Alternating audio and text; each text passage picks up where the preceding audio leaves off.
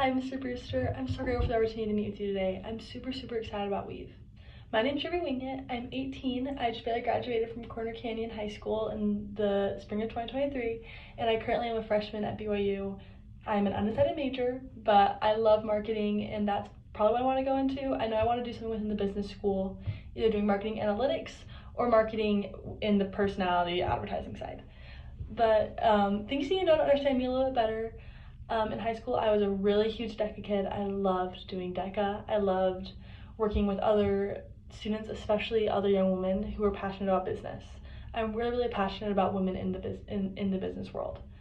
In addition, I love serving. That sounds like such a basic thing to say, but service is a huge part of who I am, and it's a huge priority in my life.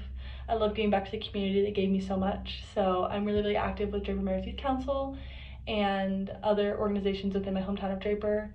I am currently preparing to run for Miss Draper, which I'm super excited about, and I'm just really anxious to get back to a community that gave me so much. But yeah, that's a little bit about me. I love marketing, I'm huge on service, and love Draper, my hometown, so much. And I'm really excited about Weave. I love everything Weave stands for. I love the way that they are such a big company, but have brought it, still deliver that small business service. So yeah. While I am young, I definitely am not inexperienced in the marketing sector specifically. I just really mentioned that I'm 18 and graduated from high school just this past spring. However, for the past 3 years, I've been working with DECA, and in DECA, I competed and achieved very highly in the marketing categories. I was in the top 10% of testers in the whole city of Utah for the marketing test, which was a really cool opportunity, and it qualified me for nationals, which was awesome.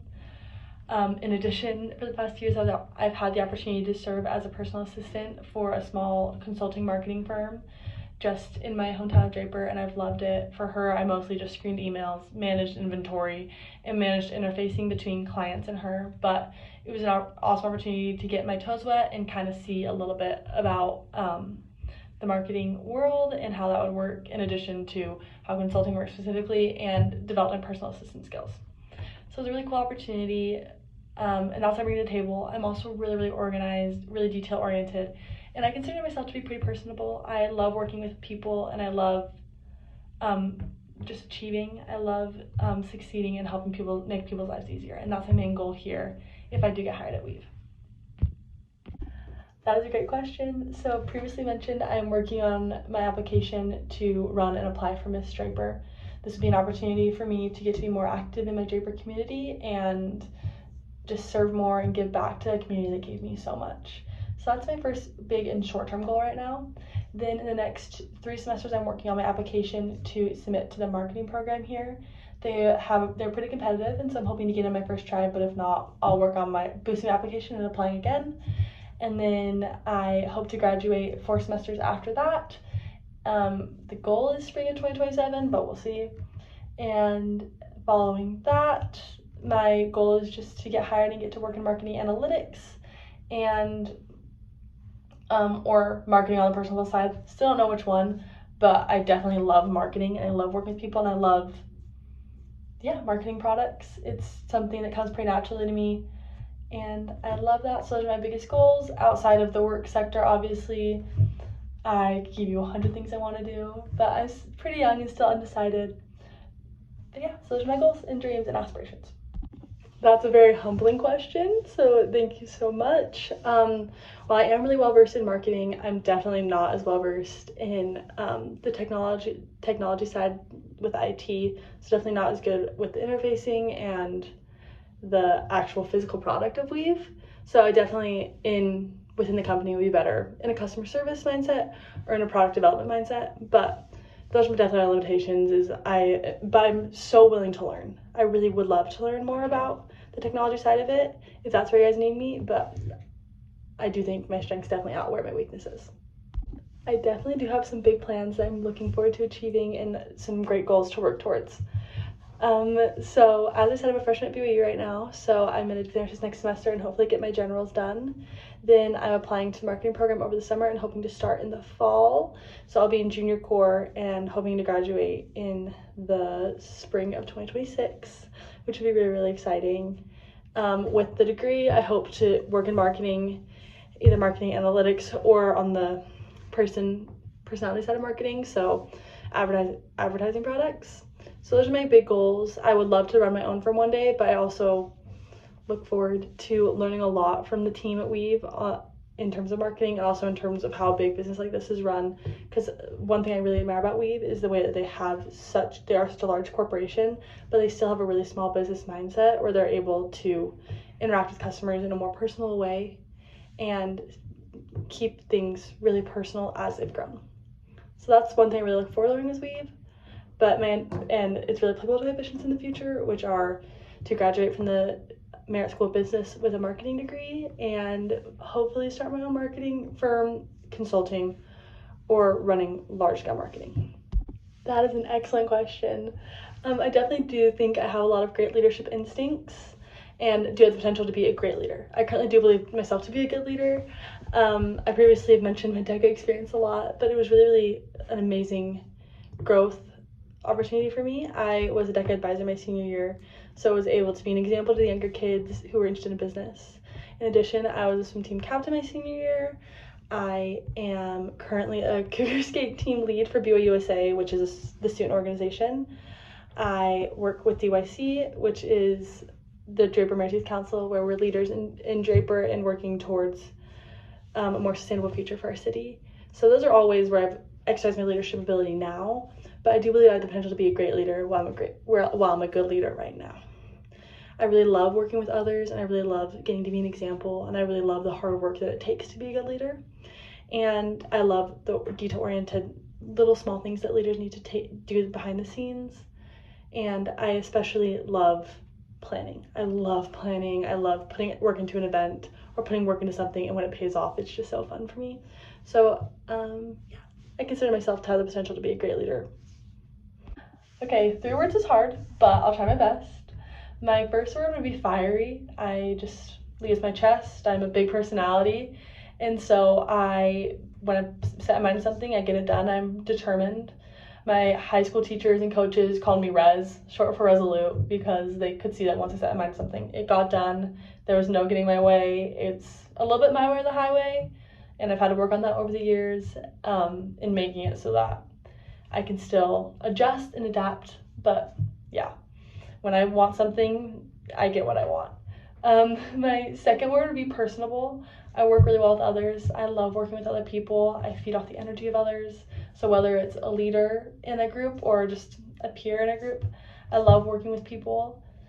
And then my last word would be confident. Similar to fiery, I just lead with my chest. I know who I am and I know what I bring to the table. And so it takes a lot to throw me off balance. And I'm just really sure of myself. And so it takes a lot to make me question it. And that can get my way at times, as sometimes I get in over my head. But most of the time it's really helpful, as I don't limit myself and I know exactly who I am and I know exactly what I'm capable of. So yeah, my 3 words would be fiery, confident, and personable. This is an experience really near to my heart, but in my college application process, BYU actually wasn't my first choice. My first choice was the University of Virginia, and I really wanted to go there. It was my dream school. My uncle went there for his MBA, and it helped me with my application, and helped me make some great connections. I was able to visit the campus, and it really just in my mind became my dream school. I thought, this is exactly where I belong. I'm gonna go to UVA.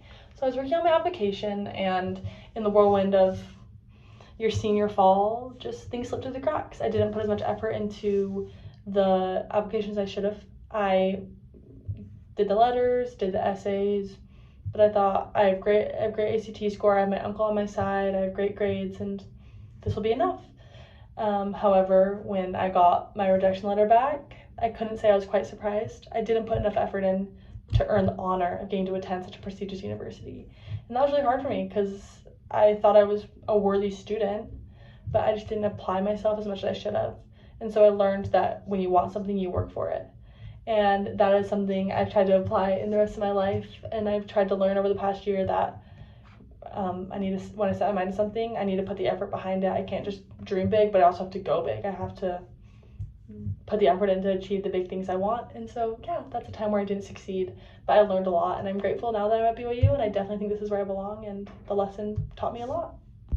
This would be a really hard situation to face, especially at a digital company like this.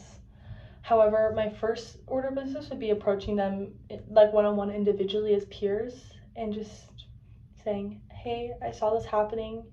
I wanted to bring it to your attention. I wanted you to know that I know, and I wanted to encourage you to approach management about this and let them know what's happening and fix your problem, to fix the issue you've caused.